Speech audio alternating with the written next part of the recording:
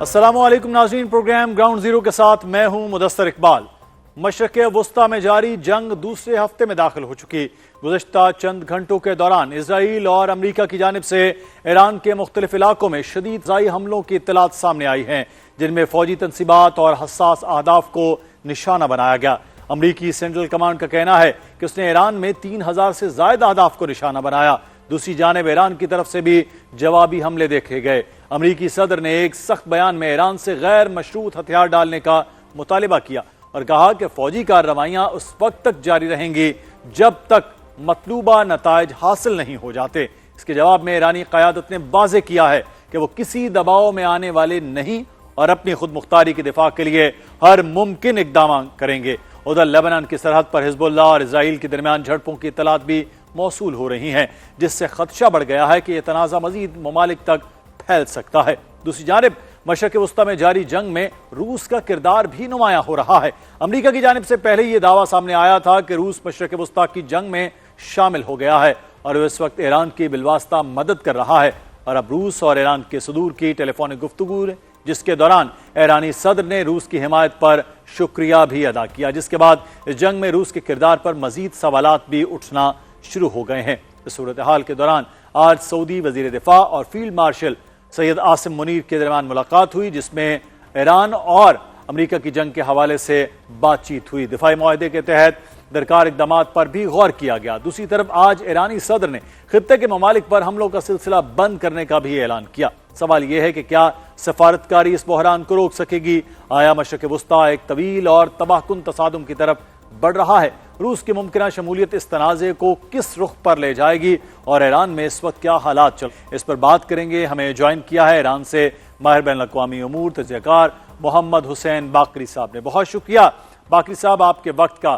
سب سے پہلے آپ تہران میں موجود ہیں، آج یہ دعویٰ کیا گیا امریکہ کی جانب سے کہ بہت زیادہ بمباری کی گئی ہے ایران کے مختلف علاقوں میں۔ تہران کی آج کی اور ایران کے دیگر شہروں کی صورتحال کیا رہی ہے؟ بسم اللہ الرحمن الرحیم۔ مدثر، بہت شکریہ اپنے پروگرام میں شامل کرنے کے لیے۔ 3:30 بجے صبح سے لے کے تقریباً شام کے ٹائم 4 بجے تک تہران میں 100 سے زیادہ بمباری کی آوازیں اور ساتھ ساتھ رپورٹس آ رہی ہیں۔ یاد رہے کہ for the first time Americans are using 2000 pounds bombs۔ یہ دنیا میں تقریباً اس طرح کی جنگوں میں سب سے بڑی بم ہے جو یوز ہو رہا ہے ایران کے اوپر۔ اور ساتھ میں ان کا جو وزیر جنگ ہے، انہوں نے کہا تھا کہ اب ہم گریویٹی بمز کی طرف جا رہے ہیں۔ اس کا مطلب یہ ان کے پاس جو پریسائز میونیشن ہے وہ ختم ہو کے یہ گریویٹی بمز 2000 pounds تک ایرانی شہروں کے اوپر گرا رہے ہیں۔ لیکن یہ بھی یاد رکھیں کہ ایران نے بھی ریٹیلیشن ویوز میں آج 25th ریٹیلیشن ویو کا سٹارٹ کیا، جس کے بعد رشین میڈیا نے ایک خبر شائع کر دی جو اس سے پہلے ایرانیوں تک بھی پہنچی تھی کہ آج کی جو ریٹیلیشن ویوز تھے اس میں 6 اسرائیلی جنرلز، 11 جوہری سائنسدان اور تقریباً 450 فوجی مارے گئے ہیں اسرائیل کے اندر۔ تو یہ بھی ایک بہت بڑی خبر تھی۔ یاد رہیں کہ امریکہ اور اسرائیل کے اندر جتنے بھی کیجویلٹیز ہوتی ہیں ان کے اوپر جو بھی ہٹ ہوتا ہے یہ خبر ہوتا ہے۔ یہ جو رپورٹس ہم نے مانگی ہے یہ روسی ذرائع بتا رہے ہیں کہ ان کے پاس وہ دستاویز موجود ہے جو کوئی ناقابل تردید ہے۔ یہ ایک بہت بڑی خبر جو آپ بتا رہے ہیں کہ رشیا میں آج ہم نے پڑھی بھی دیکھی بھی، لیکن اس سارے عمل میں ایک بڑا امپورٹنٹ پوائنٹ ہے۔ یہ لگ رہا تھا کہ امریکہ نے جب یہ حملہ کیا ہے، اسرائیل اس کے ساتھ ہے، تو ایران جو ریٹیلیٹ ہے وہ اتنا نہیں کر پائے گا، سسٹین نہیں اس مقابلے کا کر پائے گا۔ لیکن اب ایک ہفتہ گزر جانے کے باوجود ایران کا ہمیں پلڑا بھاری نظر آ رہا ہے، کیونکہ اس کا کام سسٹین کرنا ہے، وہ مسلسل کر رہا ہے۔ اس وقت جو سچویشن ایران کے اور خاص طور پہ تہران میں آپ موجود ہیں، لوگوں کو کیا خوف ہے؟ کیونکہ جنگ بہرحال ایک بڑی تباہ کن چیز ہے، لوگوں کے اندر کس قسم کا رویہ اس جنگ کو لے کر؟ ایرانی عوام کے بارے میں ان کی اگر آپ ہسٹری دیکھیں، ہخامنشی دور سے لے کے آج تک، یہ ایک بہت ہی نفسیاتی طور پہ بہت ہی مضبوط قوم ہے۔ آپ کبھی بھی ایرانیوں کے ساتھ اگر جنگ کو نفسیاتی اینڈ پہ لے آئیں تو وہ ہمیشہ جیت جاتے ہیں۔ اس کی وجہ یہ کہ یہ ایک بریو सिविलाइजेशन है जो कि बार बार इस इम्तिहान से गुजर चुकी है और हर बार कामयाब बाहर आ गई है. दूसरी जो बात है, हम शायद कुछ लोग सोचें ईरान के जो गवर्नमेंट है, इनके जो सुप्रीम लीडर है, ये सारे ब्रेव हैं इसलिए हमें ईरान ब्रेव नजर आता है, लेकिन रियलिटी ये है कि ईरान की अवाम बहुत ही शुजा किस्म के लोग हैं और ये सिर्फ और सिर्फ उस तरह के रहबर की तरबियत और उस तरह के लीडर्स की तरबियत करते हैं और ऊपर आने देते हैं एज ए लीडर जो कि बहुत ही शुजाअत के साथ, नफासत के साथ इस मुल्क को चला सके. तो ईरान की जो सेंटिमेंट है, आप यकीन करें, मैं कुछ शायद आधा घंटे पहले अपने एम्बेसडर से भी बात कर रहा था, तो वो कह रहे थे तो वाकई हमें इतने हद तक इनके ऊपर एक्सपेक्टेशन नहीं थी कि लोग इस तरह. आप याद करें कि अभी भी 10 मिनट के बाद, यहाँ पे 5 मिनट के बाद अजान हो रही है तेहरान के अंदर, अभी भी ये दस्तरखान सड़कों पर बिछा के इफ्तार करते हैं और इन्होंने तेहरान छोड़ने से इनकार कर रहे हैं कि हमारा शहर है, हम इसमें डटे रहेंगे. इनका एक बयानिया है बड़ा खूबसूरत जो आज सामने आ रहा है और मुझे भी बहुत मजा आया ये सुन के.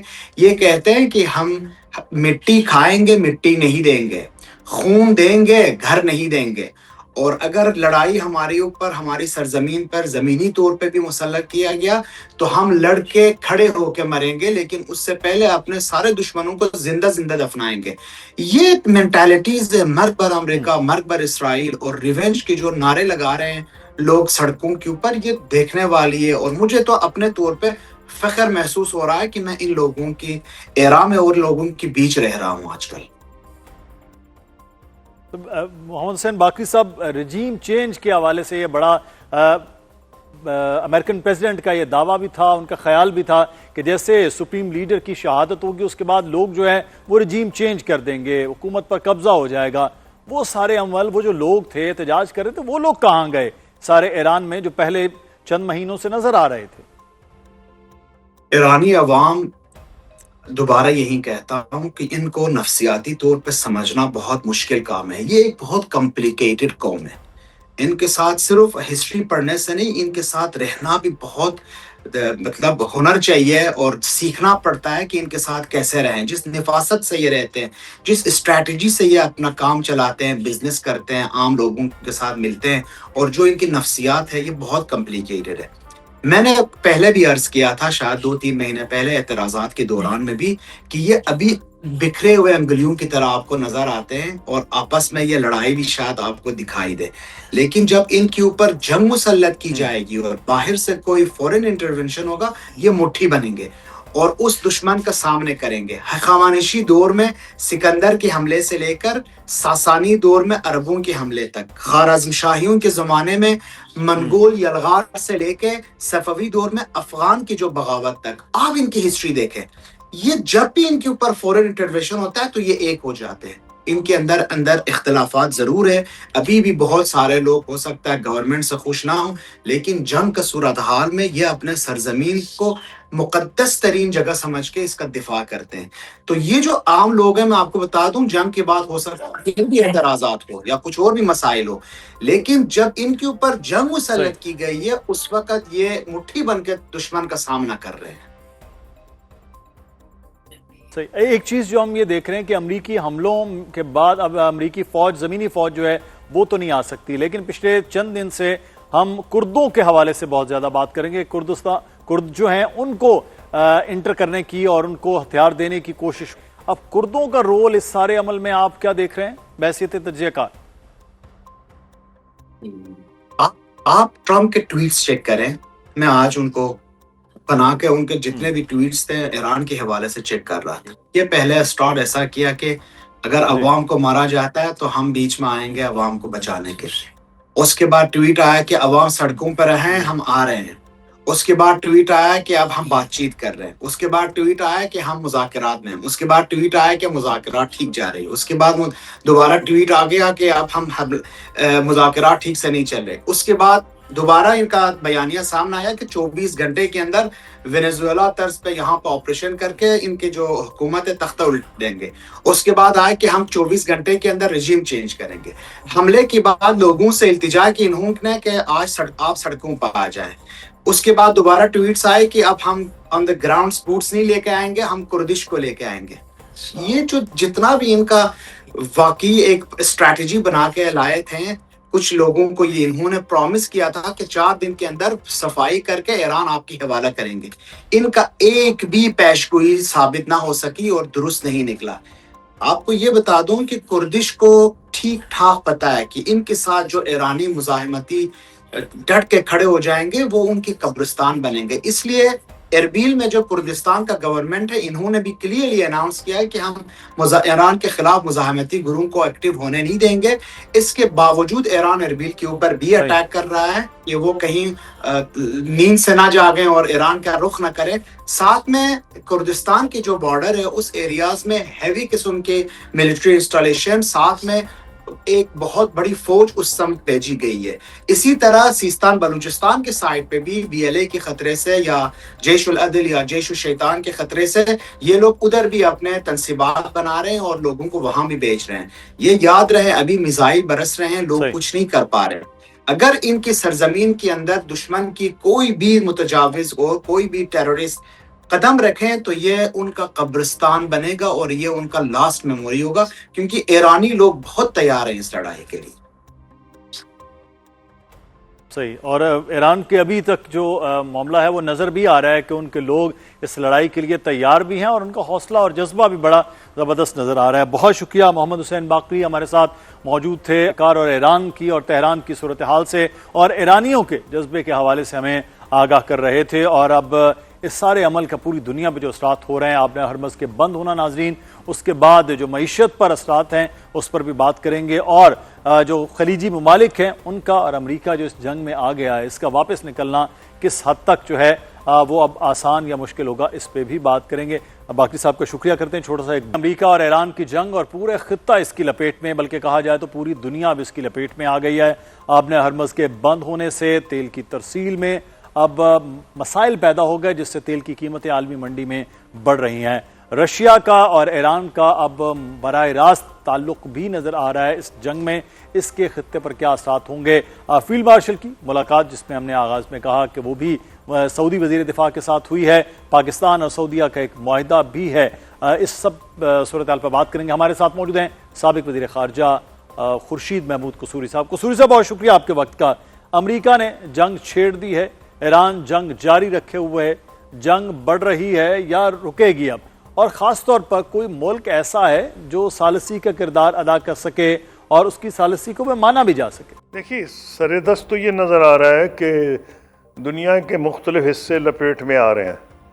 ابھی تک تو یہ خیال تھا کہ یہ خلیج تک ہی لیمیٹڈ ہے، زیادہ تر تو خیر خلیج ہے، لیکن وہ ایک طرف ترکی ہے، ایک طرف پاکستان ہے، وہ میں بعد میں آؤں گا۔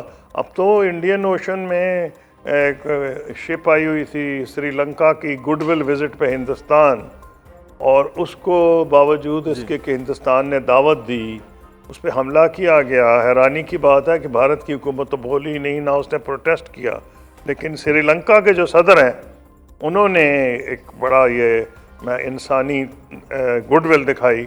انہوں نے ان بندوں کو جو لاشیں زمین سے نکالیں، سمندر سے نکالیں، اور کئی بندوں کو بچایا۔ یعنی اٹیک اب تو انڈین اوشن تک پہنچ گیا، اس کا اثر جو ہے اگر اسی طرح بڑھتا رہا تو پھر کیا ہوگا۔ جہاں تک آپ پوچھ رہے ہیں اثرات تو ساری دنیا کو اپنے لپیٹ میں لیے جا رہی ہے۔ یہ صرف گلف کی معیشت یا پاکستان، بھارت، بنگلہ دیش، ساؤتھ ایشیا کے جو مالک ہیں، اور جاپان، کوریا جو یہاں کے تیل پہ انحصار کرتے ہیں، چائنا، یہ تو سب کے لیے مصیبت ہے، کوئی اکیلے ایک ملک کے لیے تو نہیں ہے نا۔ اور خلیج کے لیے تو یہ مصیبت ہے کہ انہوں نے منسٹر نے خود کہہ دیا ہے، ان کے منسٹر نے قطر کے، کہ اگر اسی طرح اپنا ہرمز بند رہی تو ہم تو سٹاک ہی نہیں کر سکیں گے، تو یعنی سٹاک نہیں کریں گے تو مینوفیکچر بھی نہیں کر سکیں گے۔ یعنی کہ اگر آپ کام ہی روک دیں گے تو دنیا کی اکانومی کو بہت نیگیٹو اس پہ اثر ہوگا۔ اور میرے خیال میں اگر آپ سوال پوچھیں گے تو بتاؤں گا امریکہ بھی اس کے اثر سے نہیں سکے۔ اچھا، لیکن ایک چیز میں قصوری صاحب آپ سے جاننا چاہوں گا، امریکہ کی کیلکولیشن جنگ کے حوالے سے ٹھیک نہیں تھی؟ اس کو علم نہیں تھا کہ خطے کے دیگر ممالک بھی اس کی لپیٹ میں آ جائیں گے جس طرح سے وہ حملہ آور ہوا؟ نہیں، کیلکولیشن تو تھی کچھ نہیں۔ انگریزی کا ایک ایکسپریشن ہے اچھا is the dog that wags the tail. But یہاں اسرائیل کے کیس میں کہا جاتا ہے امریکہ اور اسرائیل کے is the tail that wags the dog. Tail Israel ہے اور وہ امریکہ کو جس طرح چھاتی ہے وہ دم گھما دیتی ہے. اب نظر یہ آ رہا ہے کہ یہ پالیسی جو ہے یہ تو ہے ہی نہیں امریکہ کی, یہ تو پالیسی اسرائیل کی ہے. کیا یہ فورن پالیسی, اب تو امریکن سوال پوچھ رہے ہیں, میں تو نہیں سوال پوچھ رہا اکیلا, ساری دنیا سوال پوچھا جا رہا ہے, کیا یہ جو پالیسی ہے, آپ نے پوچھا نا سمجھ نہیں آ رہی کسی, میرا خیال ہے کسی کو بھی نہیں سمجھ میں آ رہی, امریکہ میں کسی کو نہیں سمجھ میں آ رہی کہ جو دن روز سٹینڈ بدلا جاتا ہے. پہلے تھا جی نیوکلیئر پروگرام نہیں ہونے دیں گے, اب ماشاءاللہ جو عمان کے وزیر خارجہ ہیں انہوں نے اتنا لمبا انٹرویو دیا ہے کہ جو ساری ورلڈ ایجنسیز نے, رائٹرز, اے ایف پی نے کور کیا, میں نے تو ورڈ فار ورڈ پڑھا تھا, اس میں تو ڈاؤٹ ہی کوئی نہیں ہے کہ اگریمنٹ اس حد تک ہو گیا تھا کہ اگر president Trump really victory diplomatic claim کرنا چاہتے تو کہہ سکتے تھے کہ میں اوباما سے آگے نکل گیا ہوں, میں نے, کیونکہ ایران راضی ہو گیا تھا.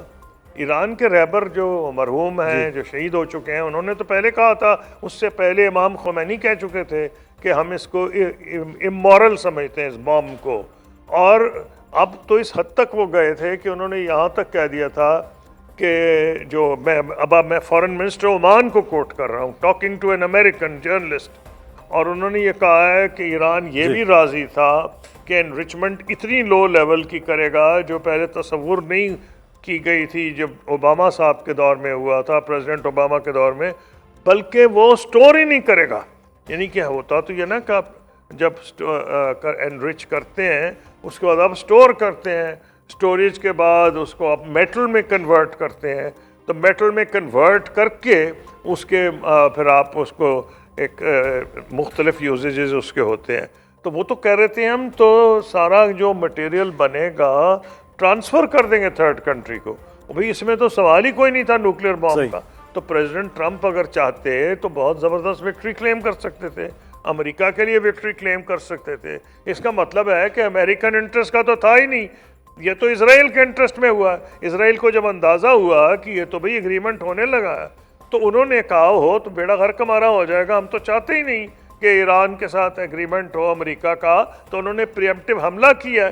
اور ماشاءاللہ پریزیڈنٹ ٹرمپ جو ہیں وہ کہتے ہیں نا the tail wagging the dog, وہ بھی بغل بچہ ہو گیا, اس میں وہ شامل باجا ہو گئے, انہوں نے بھی حملہ کر دیا.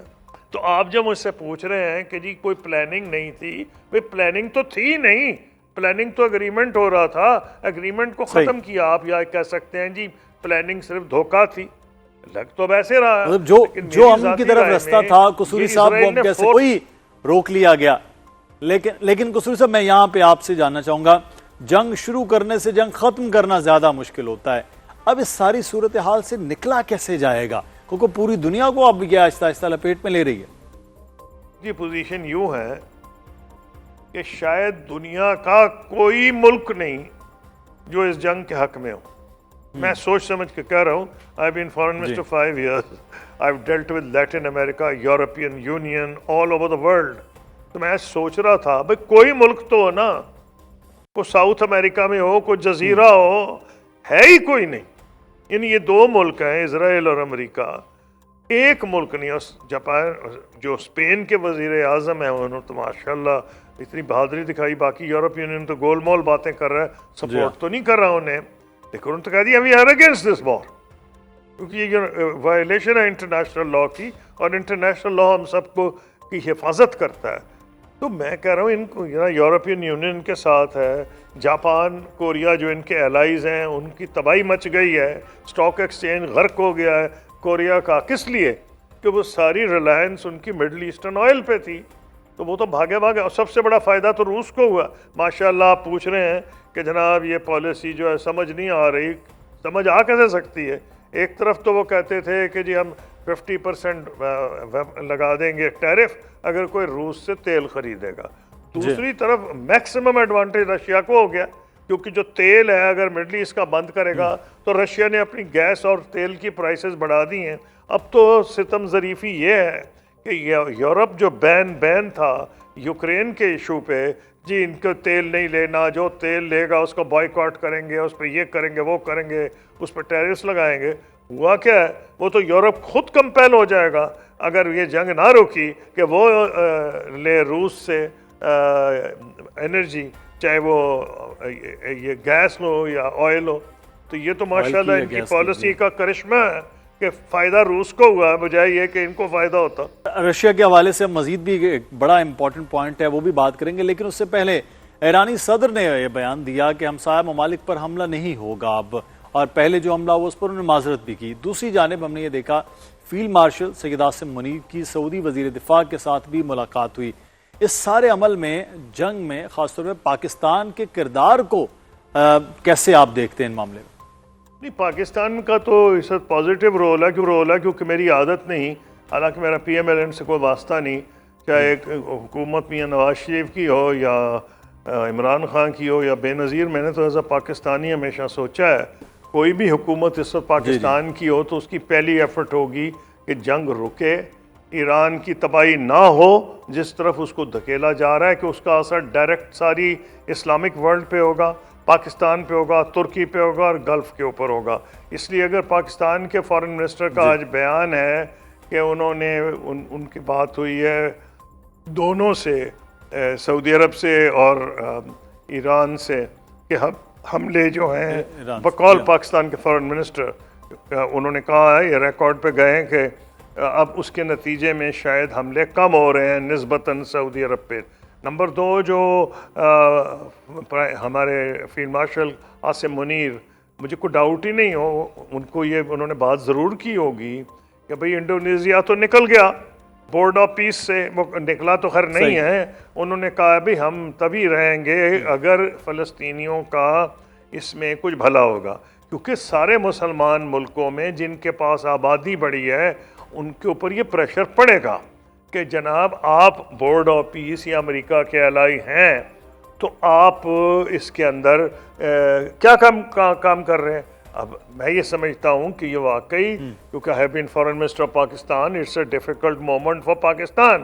پاکستان یہ بھی نہیں چاہتا کہ ہندوستان نے جو بڑی کوشش کی ہے کہ پاکستان کو واشنگٹن کی نظروں میں نیچے لے کے آئے اور اس کی اہمیت کم کرے، جو کہ اب پاکستان کی ایفرٹ سے کچھ بہتر ہوئی ہے واشنگٹن کے ساتھ. تو یہ تو نہیں پاکستان چاہتا کہ جان بوجھ کے جو ساری دنیا پہ نزلہ گرا ہوا ہے ٹرمپ کا ہم پہ بھی گر جائے. تو ہم پہ تو آگے بڑی مصیبتیں، ایک طرف افغانستان ہے، ایک طرف ہے یہ ہندوستان ہے، آپ کے پتہ ہے کہ حالات کیا ہیں. تو یہ تو بڑا مشکل فیصلہ ہے. تو وہ یہی بات کر رہے ہوں گے نا جی کہ آپ کہ ٹرمپ پہ زیادہ آپ کا اثر ہے، آپ کی مین ان کی آپ نے انویسٹمنٹ بھی آپ نے $600 بلین کی پریزیڈنٹ ٹرمپ کو وعدہ کیا تھا، ان کو سمجھائیں کہ اس سے کچھ نکلے بابا، نہیں تو یہ تو مصیبت بنے گی. اور دیکھیں نا پاکستان اور ترکی پہ تو ڈائریکٹ اثر ہو رہا ہے. اس کی وجہ ہے کہ خدا نہ خواستہ یہ اگر ایران ڈی سٹیبلائز ہوتا ہے تو کوشش اس وقت اسرائیل کی ہے کہ جو کردستان ہے وہ وہاں سے، کیونکہ بوٹس آن گراؤنڈ امریکہ تو بھیج نہیں رہا، تو بوٹس آن گراؤنڈ ان کا خیال ہے کہ یا بلوچی کریں، جو کہ شکر الحمدللہ کو خاص رپورٹس نہیں آئیں ایرانین بلوچستان سے اس سلسلے میں، لیکن کردستان سے آ رہی ہیں. کردستان کے تو لیڈر نے کہا ہے جو ایرانی کرد ہے. میں ایک چیز یہاں پر آپ سے اور جاؤں گا، بڑا امپورٹنٹ ہے، وہ روس کے حوالے سے ہے. رشین پریزیڈنٹ کی اور ایرانی پریزیڈنٹ کی گفتگو بھی ہوئی، انہوں نے شکریہ بھی ادا کیا ہے. یہ کہا جا رہا ہے، واشنگٹن پوسٹ میں یہ تھا کہ رشیا باقاعدہ سپورٹ کر رہا ہے ایران کو اپنے انٹیلیجنس ذرائع کے ذریعے، ان کو ٹیکنالوجی کے ذریعے. تو روس کا اس جنگ میں شامل ہونا، اس جنگ کو کس طرف آپ دیکھ رہے ہیں، مزید بڑھتا ہوا؟ اگر رشیا کر رہا ہے تو رشیا سے یہ توقع کر رہا ہوگا نا ایران کے تو بہت سے ان کے ساتھ اگریمنٹس تھے. دیکھیں نا آلریڈی رشیا کو نقصان پہنچا اس علاقے میں، ان کے سیریا کے اندر ان کو نقصان پہنچا، اور اب یہ جو ایران جو علاقہ ہے ان کا پرانا یہاں انفلوئنس رہا ہے، اور وہ ان کے رجیم جو موجودہ آیت اللہ کی جو حکومت ہے ایرانی اسلامی انقلاب کے بعد جو حکومت آئی ہے، ان کے تو اچھے تعلقات رہے روس کے. تو وہ تو نہیں چاہیں گے کہ جی آرام سے یہ بیٹھ جائیں جو ایران اور ایرانی لڑنے کو تیار ہیں. ان کے پریزیڈنٹ نے بھی کہا ہے, ان کے فارن منسٹر نے بھی کہا ہے. فارن منسٹر نے تو یہاں تک کہا ہے کہ ان کا بیان جو نشر ہوا ہے ایک امریکن جرنلسٹ کے ساتھ کہ جی اگر وہ پریزیڈنٹ ٹرمپ نے اشارہ کیا تو ٹروپس بھیج دیں, تو ان کا we are waiting for them. تو میرا نہیں خیال ہے کہ پریزیڈنٹ ٹرمپ اتنی غلطی کریں گے کہ وہ اپنے ٹروپس وہاں بھیجیں, کیونکہ وہاں کی جو پبلک اوپینین ہے, آپ کو یاد ہوگا موگادیشو میں جب صومالیہ میں 9 باڈی بیگز گئے تھے یا 8, جی پریزیڈنٹ کلنٹن نے پالیسی بدل دی تھی, ٹروپس واپس بلا لیے تھے.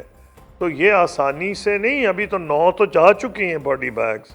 تو اگر یہ جنگ لمبی ہوئی تو اس کا اثر ہوگا. لیکن جہاں تک رشیا کا تعلق ہے, رشیا تو چاہے گا کہ ایران آسانی سے نہ اپنے گھٹنے ٹیکے, اور بہت سے لوگ یہی چاہ رہے ہیں کہ ایران جو ہے اس کا جو ہے وہ اس میں یہ نہ ہو کہ سارا علاقہ ڈیسٹیبلائز ہو جائے. صحیح. ترکی, پاکستان, گلف, اس جو ریفیوجیز کدھر کدھر جائیں گے. تو اب یہ اگلے آنے والے وقت میں وہ دیکھتے ہیں کہ رشیا سپورٹ ہے قصوری صاحب جو آپ بات کر رہے ہیں کہ وہ کس طرح سے ہوگی. رشیا کو ویسے بھی اب ایک طرح سے ہم دیکھ رہے ہیں کہ مالی فائدہ بھی نظر آ رہا ہے. دوسرا ایران اور رشیا ویسے بھی ماضی قریب میں بھی بہت قریب رہے ہیں.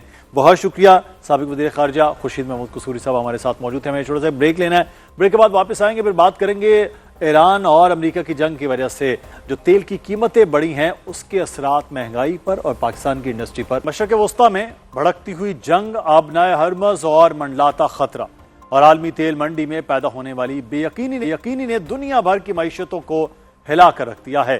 ایسے میں حکومت پاکستان نے پیٹرولیم مصنوعات کی قیمتوں میں اچانک 55 روپے فی لیٹر اضافے کا اعلان کر کے ایک نئی بحث کو جنم دیا ہے. آبنائے ہرمز کی بندش اور تیل کی عالمی ترسیل میں خلل نے یقیناً خطرے کی گھنٹی بجا دی. مگر کیا اس صورتحال سے نمٹنے کے لیے قیمتوں میں فوری اور اتنا بڑا اضافہ ہی واحد راستہ تھا؟ سوال یہ اٹھ رہا ہے کہ فیصلہ واقعی ناگزیر تھا یا پھر حکومت نے ممکنہ بحران کے خدشے میں ضرورت سے زیادہ رد عمل دکھایا. اب دیکھنا یہ ہوگا کہ اگر عالمی منڈی میں تیل کی قیمت میں مزید اضافہ ہوتا ہے تو کیا حکومت پاکستان, عوام اور صنعتکار اس اضافے کے بوجھ کو برداشت کر پائے؟ اس سب پر بات کریں گے. ہمارے ساتھ موجود ہیں معروف صنعتکار ایس ایم تنویر صاحب. بہت شکریہ ایس ایم تنویر صاحب آپ کے وقت کا. پیٹرول $90 سے $150 تک بڑھ سکتا ہے, ایون کہ پاکستان میں بھی یہ جو ایکسپیکٹ کیا جا رہا ہے کہ $120 تک یہ جا سکتا ہے. پاکستانی حکومت, عوام اور صنعتکار اس کو برداشت کر پائیں گے اس اضافے کو؟ یہ تو ایسا کرائسس ہے کہ میرے خیال میں گورنمنٹ کے ہاتھ میں نہیں ہے, بٹ گورنمنٹ نے شاید فیصلہ جلدی کر دیا. ابھی تو مہنگا آئل پہنچا نہیں تھا ملک میں, یا مہنگا آئل نہیں خریدا گیا تھا, اور انہوں نے فوری طور پہ اس کی قیمت بڑھا دی. میں نہیں سمجھتا کہ اتنا جلدی قیمت بڑھانی چاہیے تھی, اور بس دعا کریں کہ یہ ایک بڑی گندی جنگ میں ہم پھنس گئے ہیں. اچھا, اب پاکستان میں مسئلہ یہ ہے کہ کرنٹ اکاؤنٹ ڈیفیسٹ کا بہت, ایک طرف ہم امپورٹ ہے, دوسری طرف ایکسپورٹ ہے جو آپ لوگ خود بھی کرتے ہیں. عالمی مارکیٹ میں تیل کی قیمت اگر کہا جاتا ہے کہ صرف 10%, یہ خود اسٹیٹ بینک یہ کہتا ہے 10% بھی اگر بڑھے تو پھر پاکستان میں تقریباً $1.5 سے $2 بلین کا جو کرنٹ اکاؤنٹ کا ڈیفیسٹ ہے وہ پاکستان میں بڑھ جاتا ہے. اگر یہ صورتحال ہوگی تو پھر تو کرنٹ اکاؤنٹ ڈیفیسٹ بھی بڑھے گا اور اس کے اثرات مزید زیادہ پاکستان کی معیشت پر نظر آئیں گے. ہمیں مار پڑے گی. ہمارا $16 بلین کا تو صرف آئل کا امپورٹ بل ہے, تو یہ پریشر تو ہماری اکانومی بڑھے گا. بس اس کو بچانے کے لیے میں تو گورنمنٹ سے, جیسے میں نے کل بھی پریس کانفرنس کی, ہم یہی بات کر رہے ہیں کہ ہماری اکانومی کو کیسے چلانا ہے. ان کے یہ سارے حالات, یہ جنگی حالات دیکھتے ہوئے ہم نے اپنے ملک کی اکانومی کو بہتر کرنا ہے, ایکسپورٹ کو کیسے بڑھانا ہے, لوکل انڈسٹری کو کیسے چلانا ہے, اس طرف گورنمنٹ کا فوکس ہونا چاہیے. جس طرح کے ٹیکسیشنز لگا دیے گئے ہیں اس کے اوپر ہمارا جو ریل اسٹیٹ بزنس ہے وہ بھی نہیں چل رہا. تو جو کل کا جو ہمارا مین ٹاپک تھا وہ یہ تھا کہ اس کو ٹھیک کیا جائے اور اپنی جو لوکل اکانومی ہے اس کو بوسٹ دیا جائے. جب آپ اس کو بوسٹ دیں گے تو ہم اس قابل ہوں گے کہ یہ دیکھیں نا, یہ تو جو حالات ہیں یہ ہمارے تو نہیں ہے, تو جنگ آ گئی ہم کیا کریں گے. تو جب تک ہم اس قابل نہیں ہیں پیسے دینے کے تو ہم اور پھنستے جائیں گے. تو ہم یہی گورنمنٹ سے بار بار بات کر رہے ہیں کہ ہم ہر سیکٹر پہ بات کرتے ہیں, کبھی ہم ایکسپورٹ پہ بات کرتے ہیں, کبھی ہم لوکل انڈسٹری پہ بات کرتے ہیں.